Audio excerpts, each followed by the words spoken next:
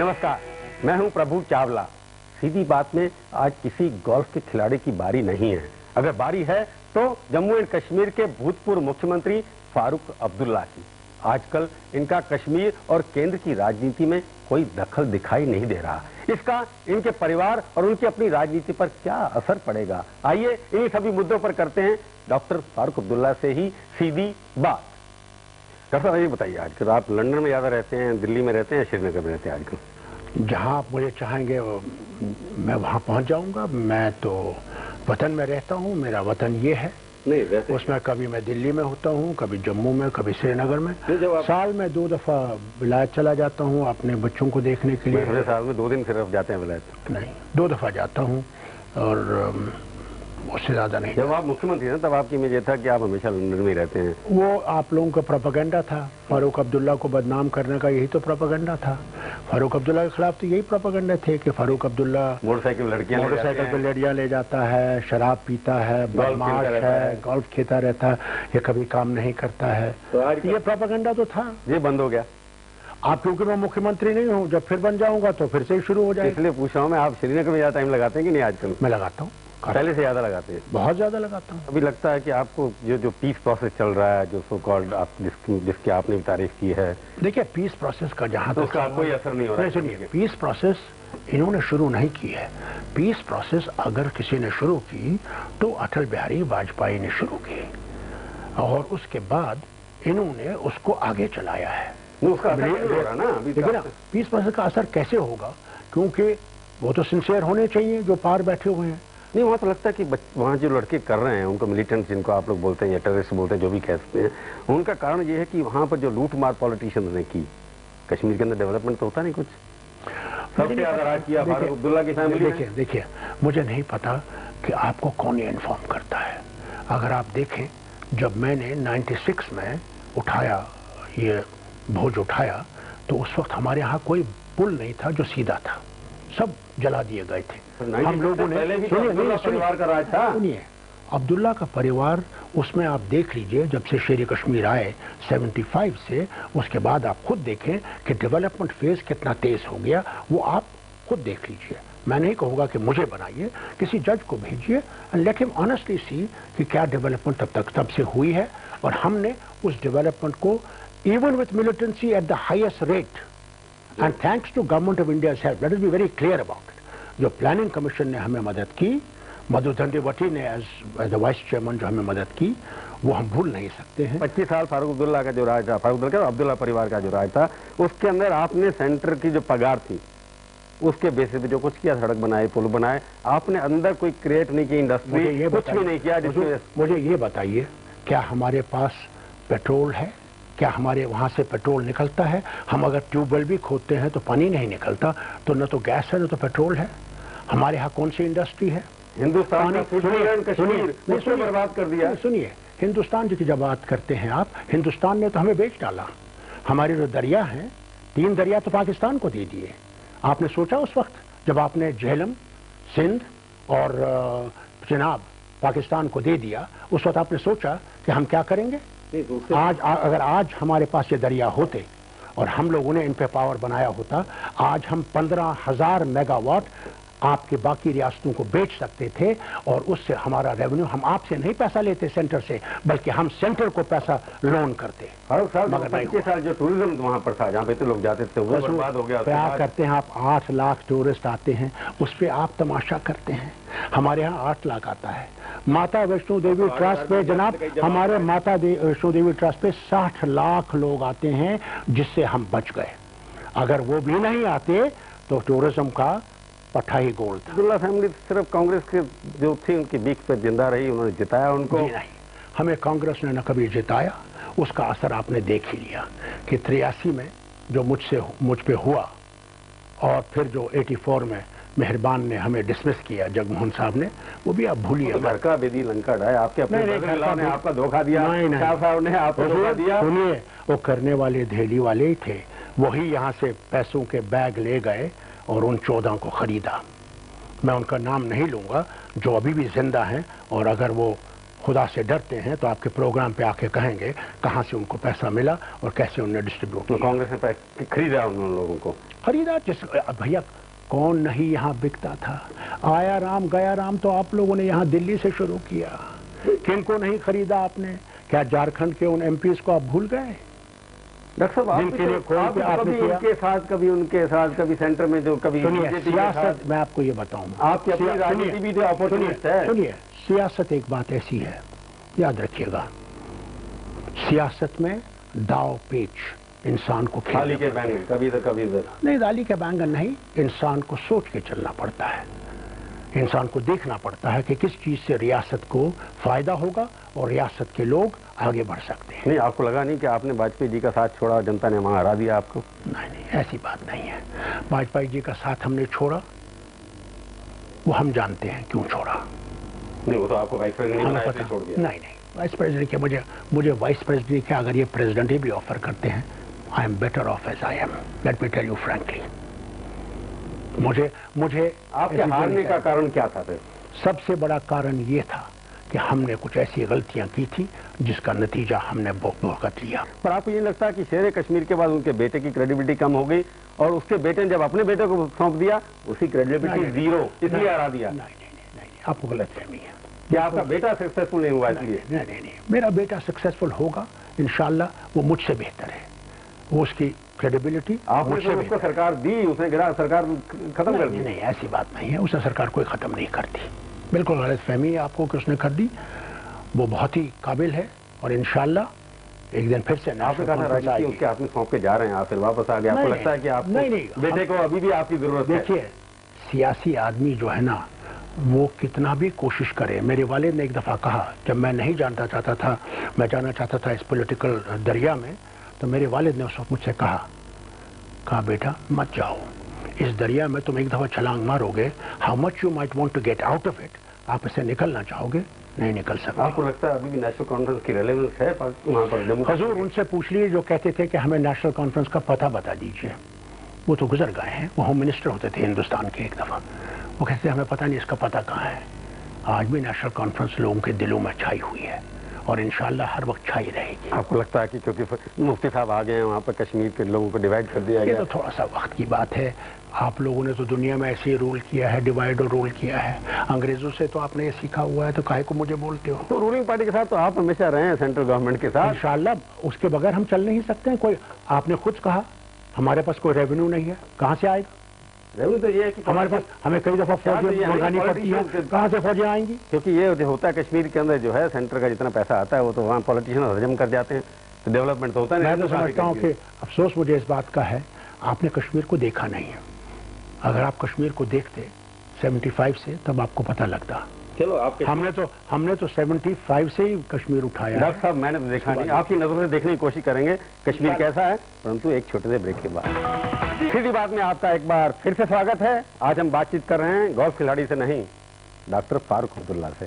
Doctor साहब आप बता रहे थे कश्मीर को मैं आपकी नजर से देखूं। डॉक्टर मनमोहन सिंह अभी गए, उन्होंने 24,000 करोड़ का पैकेज अनाउंस किया। उससे पहले जितने प्रधानमंत्री गए हजारों करोड़ दे दिया उन्होंने आपको। उसके बावजूद भी आपके प्रदेश में सारे लोग अनएम्प्लॉयड हैं और बंदूकें उठा के बात करते हैं। आप क्या चाहते हैं? मैं आपसे पूछना चाहता हूँ 24,000 करोड़ रुपए जाता कहाँ है जो दिया जाता है आपको? 6,000 करोड़ तो आपके साल के तनख्वाहों का है, वो बता दीजिए। वो तो उसके पर जाता है, तनख्वाहें जो सरकार के एम्प्लॉयज का है। उसके बाद जो बिजली है, 2,000 करोड़ की तो बिजली खरीदी जाती है और 250 करोड़ से भी कम आमदनी जो है वापस आती है, तो वहाँ भी आपका नुकसान है। आपका ट्रांसपोर्ट है, गवर्नमेंट ट्रांसपोर्ट, वो खसारे पे हर वक्त चलता है। इंडस्ट्रीज हैं कई जो स्टेट ओन्ड इंडस्ट्रीज हैं जो टोटली खसारे पे चलती हैं, जिनका कि बर्डन हम पे है, उनको निकाल नहीं सके। बल्कि हमने एक कमीशन भी बैठाया जिसमें हमने ये सोचा था कि इन इंडस्ट्रीज को हम लोग सेल ऑफ कर देंगे या बिठा देंगे, मगर फिर उन आदमियों का क्या करते जो वहाँ काम करते थे। तो ये आसान बात नहीं। आप कोई भी revenue generate, internal revenue generate करने, एम्प्लॉयमेंट क्रिएट करने में फेल हो गए टोटली। नहीं, हमें कोई आइडिया नहीं है? नहीं, मेरे पास आइडिया है। कहाँ आइडिया है? मैं सबसे बड़ा आइडिया आपको बताता हूँ क्या है। आपने इम्प्लीमेंट क्यों नहीं किया? मैं किया, आपका जो बगलिहार प्रोजेक्ट जिस पे आज पाकिस्तान इतना शोर उठा रहा है, वो किसने इंप्लीमेंट किया? आपने नहीं किया। 20 साल गवर्नमेंट ऑफ इंडिया उस पर बैठी हुई थी जनाब। जब मैं आया 96 में, मैंने बगलिहार प्रोजेक्ट शुरू किया और उसको पाए तकमील तक इंशाल्लाह उसका पहला स्टेज इस साल दिसंबर में हो जाएगा। ये आपके खिलाफ चार्ज है, मेरा नहीं, जनता का है, कि आपने वहां की माइनॉरिटीज को, पंडितों को वहां से निकलवा दिया, आपके राज में निकल गए, और आपने कहा था वापस लाऊंगा, नहीं लाया आप। ये आपने बहुत अच्छा चार्ज मेरे पे लगाया है ना? जनता ने लगाया। मैंने कश्मीरियों को, पंडितों को नहीं निकाला। अगर कोई जिम्मेवार है कश्मीरी पंडितों को निकालने के लिए तो वो जगमोहन गवर्नर है कश्मीर का, जो था। सुन लीजिए, उसी को आप समर्थन दे रहे थे यहाँ पर। नहीं, मैंने कभी समर्थन नहीं दिया। आप सरकार में थे, आपका बेटा मंत्री उनके साथ था। समर्थन नहीं दिया, वो आपके वाजपेयी ने समर्थन उसको दिया। आज वो कहीं दिखता भी नहीं है। सुन लीजिए, आपका बेटा उनका मंत्री था। प्लीज आप मेरे बेटे से वो सवाल पूछे। Don't ask me about that question. वो आपकी पार्टी का प्रेसिडेंट है। सुनिए, मेरी बात सुनिए। आपने मुझ पर आरोप लगाया है, मैं इसका जवाब देना चाहता हूँ। पंडितों को मैंने नहीं निकाला, पंडितों को उसने निकाला, और ये कह के निकाला कि 3 महीने में यहां पे सख्ती करूंगा और इसका नतीजा तुम पे पड़ेगा, इसलिए तुम चलो, मैं तुम्हें जम्मू ले जाता हूं और तुम्हें 3 महीने के वापस लाऊंगा। कभी वापस जाएंगे कि इंशाअल्लाह वो दिन दूर नहीं है जब ये वापस जाएंगे और इज्जत से जाएंगे। वो दिन आने वाला है। पाकिस्तान और हिंदुस्तान में का फार्मूला जो आया, जिसमें उन्होंने होमलैंड की बात की है कि हिंदू डिवाइडेड, हिंदू जो एरिया है वो अलग होने जाना चाहिए, लगता है मुशर्रफ के ऊपर विश्वास कर सकते हैं आप लोग? वो तो गवर्नमेंट ऑफ इंडिया को उनसे बात करके बात करनी है। विश्वास करने की बात क्या, जवाब कोई अपना ओपिनियन नहीं है। मेरा ओपिनियन है, मगर मैं वो ओपिनियन रिजर्व रखना चाहता हूँ। मैंने आज तक बड़ी ओपिनियन दी है, आज मैं आपके इस बात में रिजर्व ओपिनियन रख रहा हूँ। जैसे जज रिजर्व रखता है जजमेंट, मैं भी अपनी जजमेंट वही है ना, जो जिस तरफ जो जीतेगा मैं उस तरफ हो जाऊंगा। हुजूर, जिस तरफ जीतेगा या जिस तरफ हारेगा, हमने भी अपने कदम वैसे बढ़ाने हैं जो लोगों के लिए अच्छे होंगे। नहीं, आपको लगता है नहीं चाहते हैं वो कह रहे हैं कि बस सर्विस शुरू करनी है, कि पासपोर्ट नहीं देखेंगे आप, ट्रैवल बस सर्विस कहाँ हुई? पहले तो मुफ्ती साहब से पूछ लीजिए। उन्होंने तो लास्ट इलेक्शन में हर जगह बोर्ड लगाए, कुरानी आयत उस पर लगाई। 172 किलोमीटर मुजफ्फराबाद, हर जगह से 172 किलोमीटर मुजफ्फराबाद। तो मैं भी हैरान हो गया, मैंने कहा कहाँ है मुजफ्फराबाद की सड़क? हम लोग भी बड़ी देर से बातें करते थे कि एक दिन खुलेगा, फिर बड़ा शोर हुआ कि बस हो रहा है, हो रहा है, हो रहा है। आज हमने देख लिया कि कुछ नहीं हुआ। पर आप बात से सहमत, जो आपने एक बार पहले भी कहा था कि एलओसी को अगर आप लाइन ऑफ इंटरनेशनल कंट्रोल बना दे एक्चुअल, देखिए अभी भी आप सहमत हैं? मुझे 15 सोल्यूशन मुशर्रफ साहब के मालूम नहीं है, मगर अगर मुझे मौका मिला पाकिस्तान जाने का, उनसे बात करने का, मैं उनसे पूछूंगा। वो 15 तो आप ब्राइड ढूंढने के लिए जाना चाहते हैं ना? आपने कहा कि आया हमने ऊपर ब्राइड है। मेरी बीवी बहुत अच्छी है, अल्लाह का शुक्र है, अल्लाह उसको सलामत रखे, वो अच्छी है। मैं ये सिर्फ कहूंगा कि I would like to know what those solutions are. एक मगर मेरा सोल्यूशन जो था, जो मैंने उस वक्त कहा था और आज भी ये कहता हूं कि हिंदुस्तान और पाकिस्तान में ऐसे हालात हैं कि जो लाइन ऑफ कंट्रोल है वही एक चीज बन सकती है जो दोस्ती की लाइन बन सकती है। मुफ्ती साहब की गवर्नमेंट जो आई है, इलेक्टेड रिप्रेजेंटेटिव है, उनकी क्रेडिबिलिटी थोड़ी अब ज्यादा है ना, वो करवा सकते हैं कुछ के नहीं? देखिए, आपसे बेहतर है कि नहीं? 15 लोग हैं वो, हम 27 हैं। अगर 15 लोग बड़े क्रेडिबल हैं तो हमारे 27 लोग तो किसी काम के नहीं है। फिर नहीं, उनके 15 कांग्रेस के भी तो है ना लोग। वो तो ठीक है, वो तो कांग्रेस के जब कांग्रेस के तो 20 हैं। 15 क्यों आप कहते हैं? 15 35 हो जाते हैं। हमसे ज्यादा होगा, मगर उनके सिर्फ 15 हैं खुद के, वो सिर्फ 15 के मालिक हैं, 15 से ज्यादा मालिक नहीं है। सरकार अच्छी चल रही है ना, शांति है। वो तो आप जानते होंगे कि अच्छी चलती है या नहीं, वो आप वहाँ के लोगों से पूछ लीजिए। फारूक अब्दुल्ला से पूछेंगे तो कहेंगे पायस आदमी है इसलिए बोल रहा है, इसलिए मैं कुछ नहीं कहूंगा। मैं कहूंगा कि लोगों से पूछिए। अगर आप सरकार बनाने का मौका मिले, कांग्रेस के साथ मिलकर बनाएंगे सरकार क्या? देखिए, आपने क्या वो सरकार बनेगी, कैसे बनेगी, क्या होगा, उसकी मॉडलिटीज क्या होंगी, तो वक्त बताएगा। तो आप क्लोज चैप्टर नहीं है आपके लिए कांग्रेस के साथ? हमारे लिए कोई भी क्लोज, किसी सियासतदान को जो कोई चैप्टर या खिड़की बंद करेगा वो सियासतदान नहीं है। आपको एक खिड़की बंद करके 10 खिड़कियां खुली रखनी पड़ती हैं। तो वही उसका नाम अपॉर्चुनिज्म है ना? नहीं, उसका अपॉर्चुनिज्म नहीं है। तो मैं नाम है गवर्नमेंट बना। आपको लगता है कि अगर कश्मीर के लिए ठीक होगा सरकार कांग्रेस के साथ बनाना, तो वो खिड़की आपने खोली हुई है अभी? मैं तो कहता हूँ मैं समझता हूँ कि हमको हर एक के साथ बनाना चाहिए। वहाँ एक बीजेपी का भी आदमी है, उसको भी साथ मिलाएंगे। मुफ्ती के साथ मिला बना सकते सरकार आप? वो मैं कह नहीं सकता। तो वही ऑप्शन आप, वो खिड़की बंद है आपकी? नहीं, वो कोई खिड़की बंद नहीं है। वो हम पार्टी में इसका डिस्कशन हो सकता है। अगर पार्टी की डिस्कशन में ऐसी बात निकली कि उनके साथ बन सकती है। हित में क्या है, आपकी सरकार या कांग्रेस मुफ्ती की सरकार? देखिए, मेरी हित में तो कुछ भी नहीं है। तो सरकार तो चल रही है वहां पे, जो कांग्रेस के साथ बैठी हुई है। अगले साल कांग्रेस का मुख्यमंत्री वहां बैठ जाएगा। हाँ, मुझे तो इसके सिवा कुछ इस वक्त दिखता नहीं है। इस वक्त तो और कोई तो चैप्टर नहीं है। पर आप गिराने की कोशिश नहीं करेंगे अभी तो हम जरा खिड़कियां खोल रहे हैं। आपके बस का नहीं है। हमारे बस की बात का सवाल नहीं है। बस में क्या है या नहीं है वो तो वक्त बताता है। अब आप थोड़ा शेर जो है उसकी दहाड़ थोड़ी कम हो गई है थोड़ी। नहीं, दहाड़ कभी कम नहीं होती है। इंसान, मैं समझता हूँ, जितना इंसान बूढ़ा हो जाता है उतना ही, वो कहते हैं, कश्मीरी में एक शेर है, बुढ़ इश्क गा मुहर मुश्क, यानी बूढ़े का जो प्यार है वो जिस तरह वो नाफे की खुशबू होती है, उस हिरन के नाफे की, वैसा होता है। तो हमारा इश्क जो पावर से है वो बूढ़ा होते हुए ज्यादा बढ़ जाता है। अब आप पावर कम नहीं होता है। अब कब आप बूढ़े लोग पावर में आएंगे तो समय बताएगा। जनाब, मैं आपसे कहता हूँ, मैं कभी बूढ़ा होऊंगा ही नहीं। तो आप एक बार फिर से मुख्यमंत्री बनेंगे? मैं पहले भी मुख्यमंत्री था, इंशाल्लाह आज भी मुख्यमंत्री हूँ। इसके बगैर कि मैं कुर्सी पे बैठा हूँ, हल्फ नहीं उठाया है, इंशाल्लाह आगे भी हल्फ उठाऊंगा। आपका वहीं तक आपकी मुल्ला की दौड़ मस्जिद है, यानी कि मुख्यमंत्री के अलावा कुछ नहीं है आपके? क्यों नहीं, आपका सपना वहीं खत्म। सारा हिंदुस्तान अपने सामने है। अरे आप कैसे छोटे एक रियासत की बात करते हैं? क्या फारूक के लिए सिर्फ रियासत ही है? मेरे लिए तो सारा हिंदुस्तान है। तो हिंदुस्तान में कुछ बनेंगे आप? क्यों नहीं बनूंगा? चलो देखेंगे, इंशाल्लाह एक दिन सदर बनूंगा। और आपके प्रोग्राम में आ नहीं सकूंगा because protocol will prevent me from. हम आपके वहां दरबार में आ जाएंगे, आप स्टूडियो में आए। बहुत बहुत धन्यवाद आपका।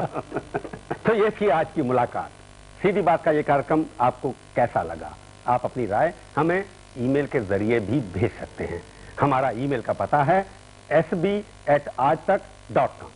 अगले हफ्ते आएगी बारी एक और हस्ती की। इंतजार कीजिए तब तक और देखते रहिए आज तक।